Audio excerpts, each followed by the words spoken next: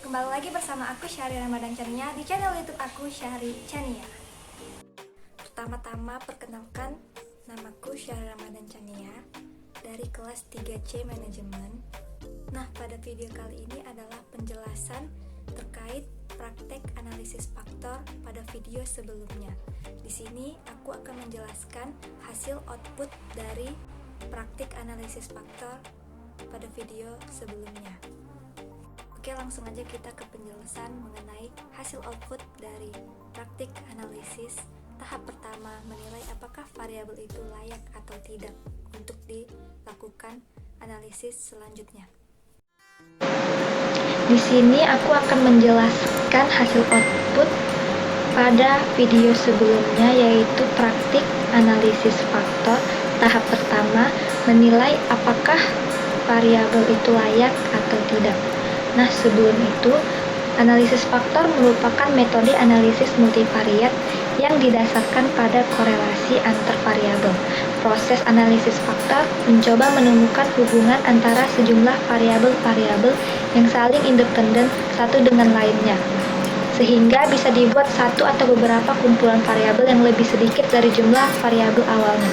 Analisis faktor termasuk pada kategori independent teknik, yang berarti tidak ada variabel dependen ataupun variabel independen pada analisis tersebut, yang berarti juga tidak diperlukan sebuah model dependen teknik seperti regresi berganda yang mempunyai sebuah variabel dependen dan beberapa variabel independen sehingga diperlukan sebuah model.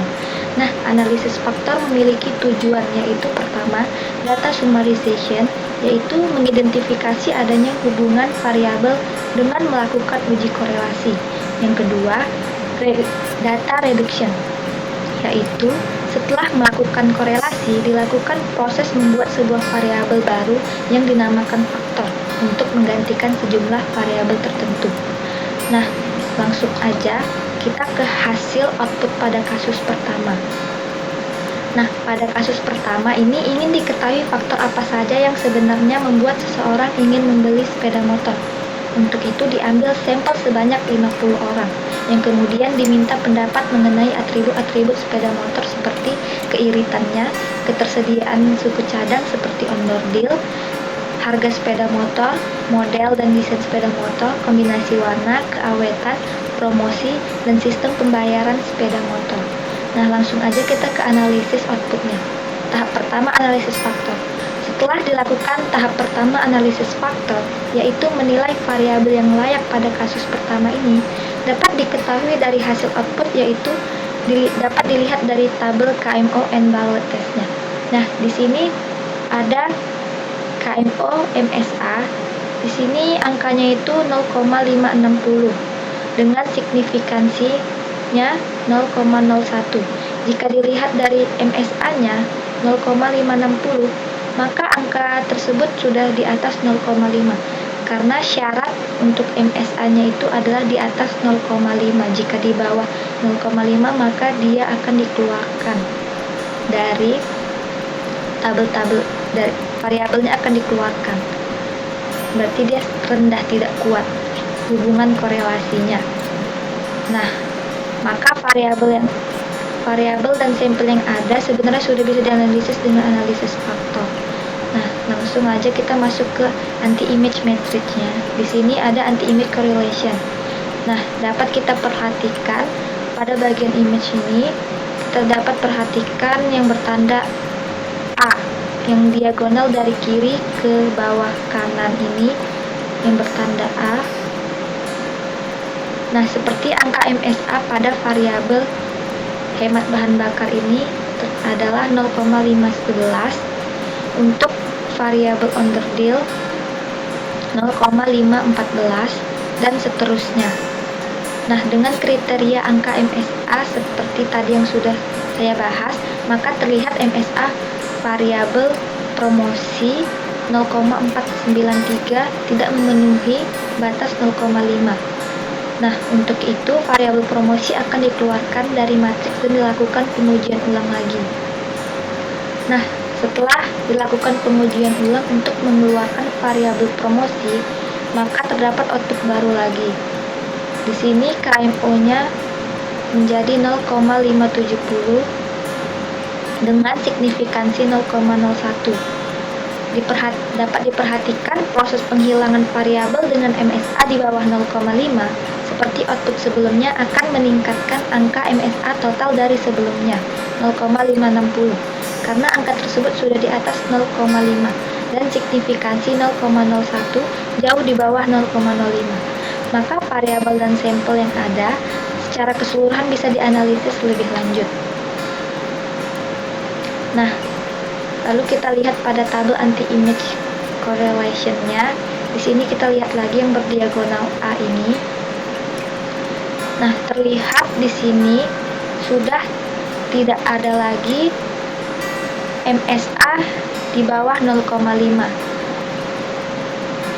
Nah, dapat diperhatikan peningkatan MSA setelah sebuah variabel promosi dikeluarkan, maka semua variabel sudah mempunyai MSA di atas 0,5. Dengan demikian, variabel irit, onderdil, harga, model, warna, awet, dan kredit bisa dianalisis lebih lanjut. Nah, lalu kita masuk ke hasil output kasus kedua. Pada kasus kedua ini ingin diketahui faktor apa saja yang mempengaruhi produktivitas seorang salesman dalam bekerja. Untuk itu diambil sampel 50 salesman sebagai sampel yang kemudian mereka ditanya hal-hal berikut, yaitu pertama gaji, komisi, bonus, rata-rata tingkat absen, hasil tes masuk, jumlah anak, rata-rata jumlah pelanggan yang dikunjungi. Langsung aja kita ke analisis outputnya. Pada tahap pertama analisis faktor, setelah dilakukan tahap pertama analisis faktor yaitu menilai variabel yang layak pada kasus kedua, dapat diketahui dari hasil outputnya, yaitu dilihat dari tabel KMO and Ballot testnya. Di sini terlihat MSA-nya itu 0,07. Nah, dengan signifikansi 0,00. Jika dilihat dari MSA-nya 0,507, maka angka tersebut sudah di atas 0,5 dan signifikansi jauh di bawah 0,05. Maka variabel dan sampel yang ada sebenarnya sudah bisa dianalisis per variabel dengan metode anti-image. Nah, lalu selanjutnya kita masuk ke tabel anti-image-nya. Dapat di sini kita lihat pada MSA yang berdiagonal dari kiri ke kanan bawah ini yang bertanda A, terlihat angka MSA untuk variabel Z kunjung yang bernilai di bawah 0,5.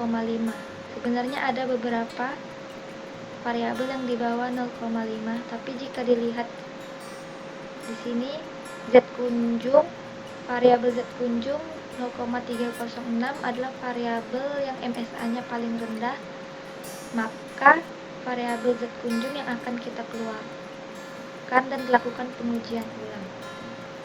Setelah dilakukan pengujian ulang untuk mengeluarkan variabel Z kunjung, maka terdapat output baru lagi. Terlihat di sini MSA-nya menjadi 0,55 dari semula 0,507 dengan signifikansi 0,000.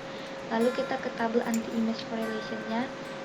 Dapat kita lihat di sini MSA-nya ada yang berubah, tapi kita lihat di sini masih ada terdapat variabel yang di bawah 0,5. Jika kita lihat di sini ada variabel bonus salesman dan variabel jumlah anak. Jika dilihat variabel jumlah anak adalah yang paling terkecil, maka variabel jumlah anak akan kita keluarkan dan dilakukan pengujian ulang kembali.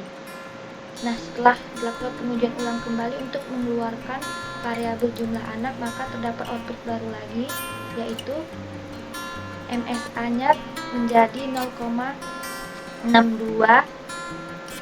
terlihat naik daripada MSA sebelumnya 0,55 dengan signifikansi 0,005. Hal ini berarti setiap pengulangan proses dengan dikeluarkannya variabel yang mempunyai MSA di bawah 0,5 akan menaikkan nilai MSA keseluruhan. Lalu kita lihat pada tabel anti-image correlation-nya. Di sini kita lihat pada MSA-nya apakah masih ada MSA yang di bawah 0,5. Terlihat di sini variabel bonus salesman masih di bawah syarat MSA yaitu 0,5. Nah, maka variabel bonus salesman akan kita keluarkan dan dilakukan pengujian ulang kembali. setelah dilakukan pengujian ulang untuk dikeluarkannya variabel self-assessment, maka terdapat output baru lagi. Di sini terlihat MSA-nya menjadi 0,72. Terlihat MSA-nya ini naik sangat tajam dan semakin kuat.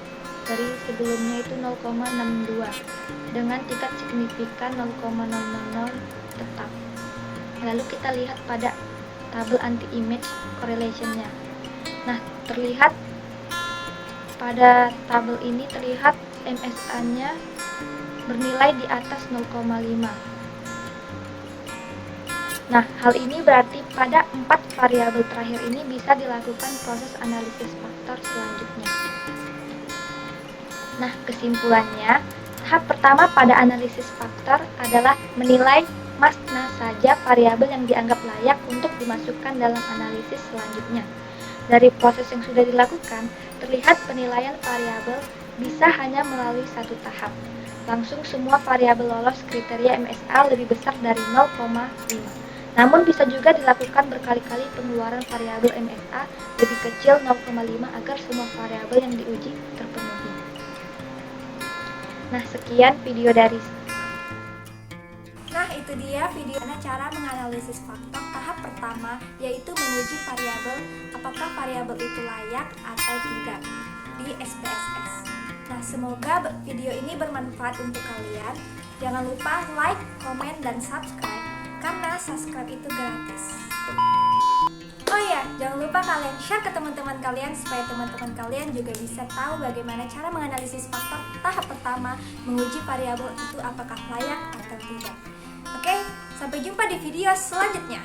Bye-bye.